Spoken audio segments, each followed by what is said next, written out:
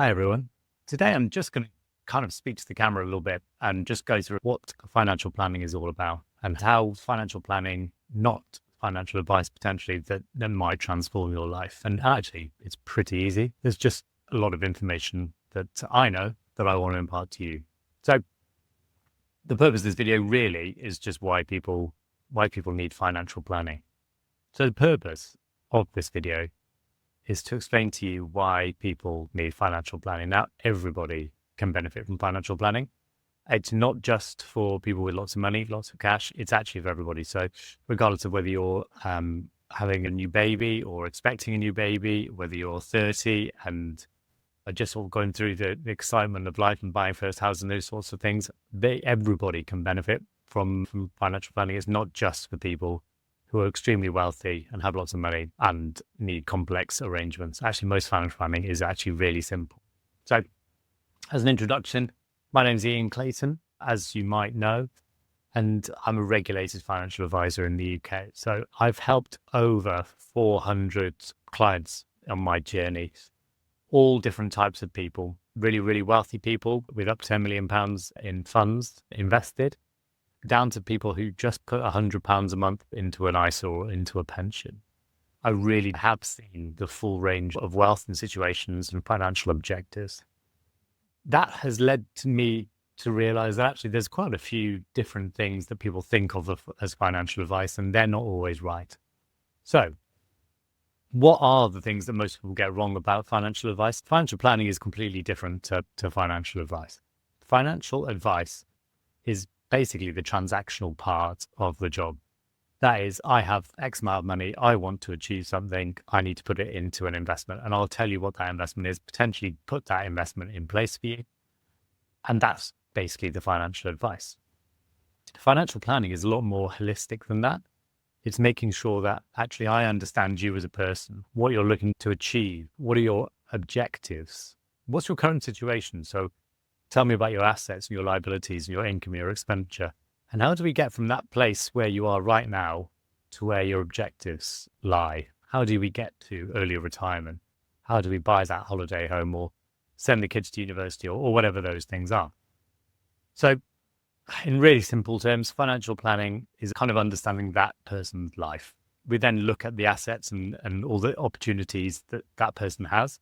And if there's a reason to put financial advice in place, i.e. transactional advice, then we'll do that. But actually where I add most value to my clients is putting everything in place to mean that they haven't got to worry, that they've got peace of mind. So if they live a long time, then they've got potentially the funds to live that fantastic retirement that they want to. But if they were to have passed yesterday, that actually their families are going to be looked after, the administration of their estate is going to be as simple as possible, that actually they've got the right levels of insurance, their families and anybody close to them, their loved ones are all looked after. We're looking at everything, not just where can we get the best return for your £25,000. So it's also an automatic conversation with new people when I tell them what I do, that they assume that I know what's going to happen in markets next year. So 2025, what's going to happen? And actually most projections are utter nonsense. No one really knows what's going to happen next year.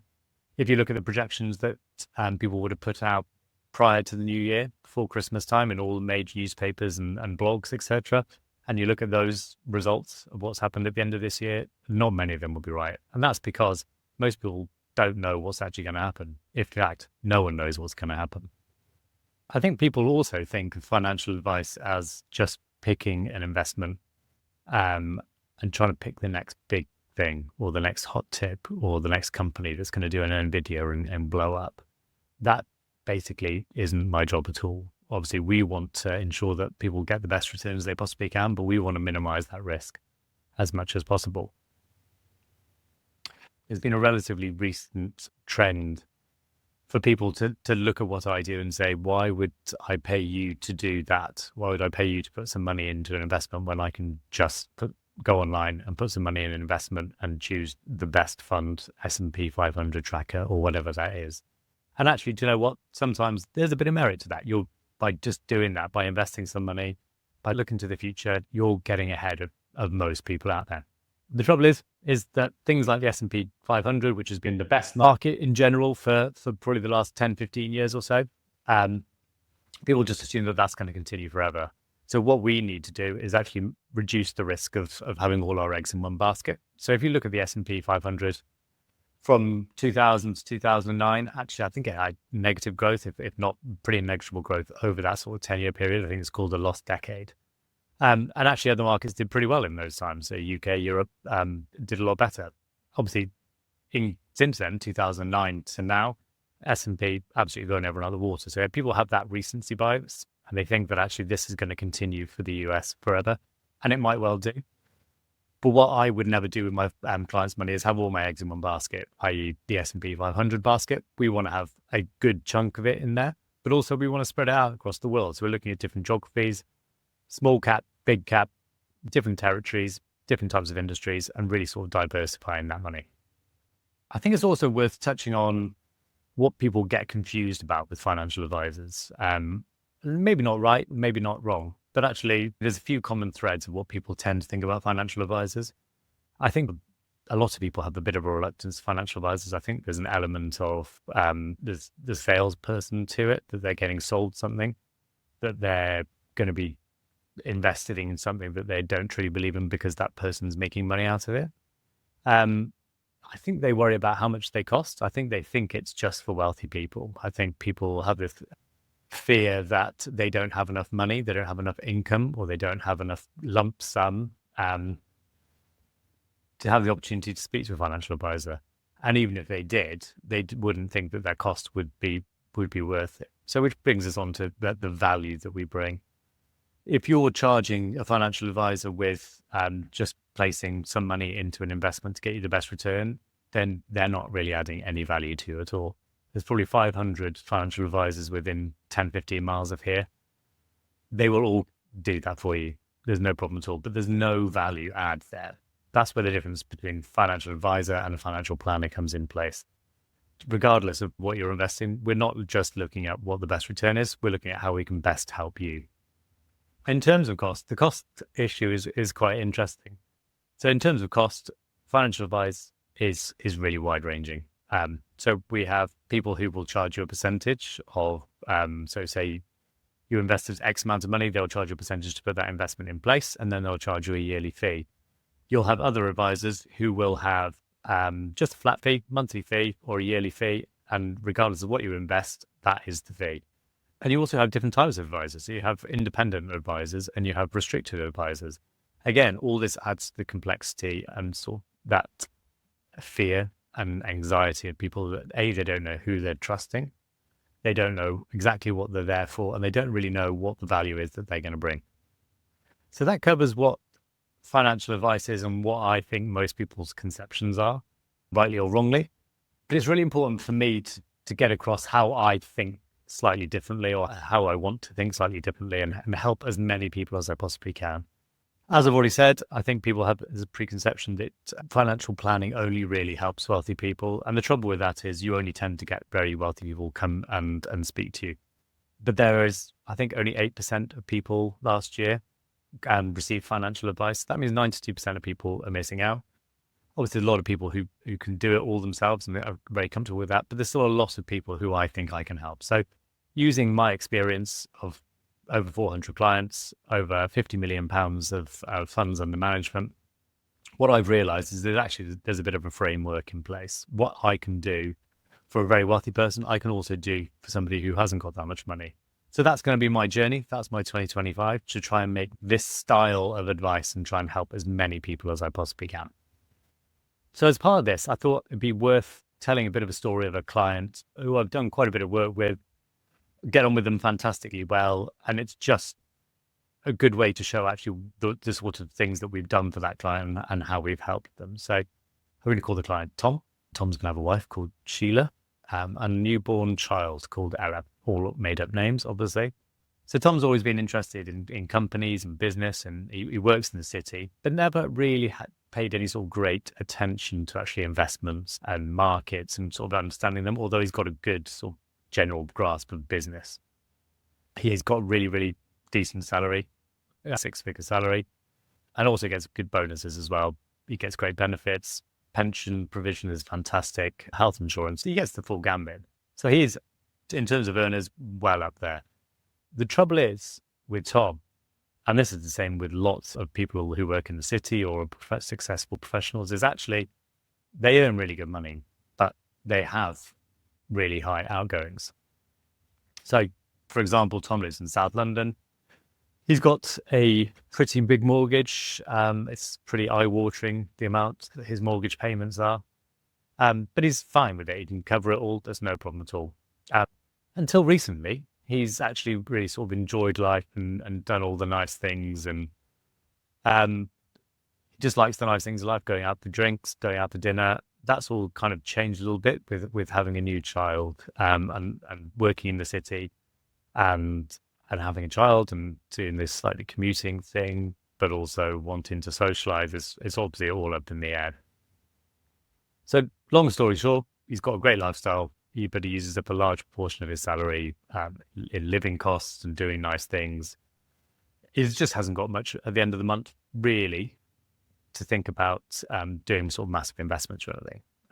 This is amplified, and this is quite a common situation as well, because he's a high earner. His wife is not working. And even more so now because she's gone on sort of maternity and having a child. So it's just going to be a single income family. So Tom has had conversations with financial advisors in the past, but he's always wary. So Tom has had conversations with financial advisors in the past, but it's always been slightly wary. They always seem to sort of probe on the same types of questions, i.e., how much has he got in his workplace pension? Where is it invested? Has he looked at his previous workplace pensions? Has he got excess money lying about in his bank account? Lots, as in large amounts of savings or something that could be invested. He does have a well more than sufficient sort of emergency fund. So despite having a large salary, he doesn't have thousands each month to put away, whether it's into investments or savings. And the financial advisors kind of lost a bit of interest, or when they just talk about the pensions, Tom wasn't, he wanted something more than that. It just didn't really feel like they were offering any value. So what we did with Tom is we tried to look at it in a completely different way. And the reason for that is I feel that many people have that same thought about financial advisors, and that's not the financial advisors not doing anything wrong. That's generally how they get paid, and that's their job. But my job is so much more than just looking to move your pension or consolidate your pensions or invest your spare cash. I can add so much more value to you. How do I do it differently? It's really easy for me to say this, but actually, as I said, having dealt with over 400 clients and putting these plans in place and actually using sort of financial planning software to show people their futures and what they can achieve, what I've realized is there's a 12-step framework to achieve financial planning, clarity, and also give you that peace of mind. I want everyone to get access to the frameworks that I use with my day-to-day clients, those people who have sort of embraced financial planning. And I want to use it for everybody, anybody who wants it. It's a 12-step framework, which ensures that every person is secure and confident about their financial future. How does it do this? It does this by making sure all the key points of your finances are in order and make sure that we're ticking all the right boxes, making sure we're taking all those easy wins, but also making sure that you're aware of everything you need to know. There are so many parts of the financial planning process that you just wouldn't know. So therefore, I'm there to be your aid, make sure you're ticking that box. Some of those items cost nothing and some do have a cost to them, but it's all about ensuring that your financial ducks are all in a row. Some of these areas are absolutely essential. And it blows my mind that lots of people don't have some of these things in place. Little tips and tricks ensure that everything just working for you and your objectives in the long run. It's also a framework that's not dependent on you having lots of money. You don't need to have large sums of money or wealth or large surplus income that you can do something with. This will work for everybody. The primary part of this is making sure that you're looked after, but also your family's looked after. All financial planning needs to look at this holistically. So we need to make sure that you'll be okay, whether you live a long time or, as we've already said, if you don't live a long time, then actually your family are looked after. And that is actually one of the most important parts of my job. All in all, I am there to put a plan in place to make sure that you have peace of mind. And that's all everybody wants from their financial situation. What are the 12 steps? Well, I'm not going to go through them all today. That'll be for a later video. We'll do breakdowns of all different types of things, all the different areas, but we will ensure that you have the strong foundations that you need. So we're going to make sure that we're taking your wills and why you need a will, powers of attorney, why you need powers of attorney, understanding of protection, i.e. life insurance, critical illness, whether you need them and how much you need, why we invest and what we invest in. So really going into a bit of depth, not just to tell you what you should do, but actually give you a bit of an understanding as to why we do it that way. Really important part is actually budgeting and debt management, making sure that you're aware of what you're spending. And that's for several reasons. There's also a whole host more on retirement planning and pensions, etc. But we'll go into more detail as these videos continue. I'll really want to show you that financial planning, it might not make an immediate difference to your everyday living or change your life in any sort of way. We're not going to blow the doors off 1,000x and bring you back a millionaire by investing very little. But over time, it will help you live the life that you dream of, and it will get you to that place.